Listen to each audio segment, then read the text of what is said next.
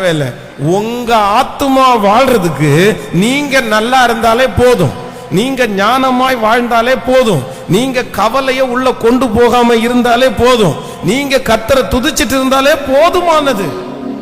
என்னுடைய ஆத்துமாவை இன்னொருத்தர் வாழ வைக்க முடியாது, என்னுடைய ஆத்துமாவை என் பிள்ளைய வாழ வைக்க முடியாது, என்னுடைய ஆத்துமாவை என்னுடைய கணவனார் வாழ வைக்க முடியாது, என்னுடைய ஆத்துமாவை என்னுடைய சம்பளம் வாழ வைக்க முடியாது. ஆனால் என்னுடைய ஆத்துமாவை நான் வாழ வைக்க முடியும். அந்த உரிமையை கர்த்தர் என் கையிலே கர்த்தர் தந்திருக்கிறார். இப்போ நான் எல்லாருக்கும் சொல்றேன், எது வாழுதோ இல்லையோ, எது வாழணும் சொல்லுங்களேன் எல்லாரும். ஆமென். எத்தனை பேர் ஆமோதிக்கிறீங்க? எனக்கு அப்படிதான். எல்லா வயதானவர்களும் அவங்கள பார்க்கும்போது என்ன சொல்லணும்னா, பாஸ்டர் அது ஆண்டவர் சொல்ற எல்லாம் முடிந்தது. என்ன சொன்னாரு? எல்லாம் முடிந்தது. பெரியவங்க எல்லாம் வயசானவங்க கர்த்தருடைய ராஜ்யத்துக்கு போறதுக்கு அந்த டைம் நெருங்கும் போது என்ன சொல்லணும்னா,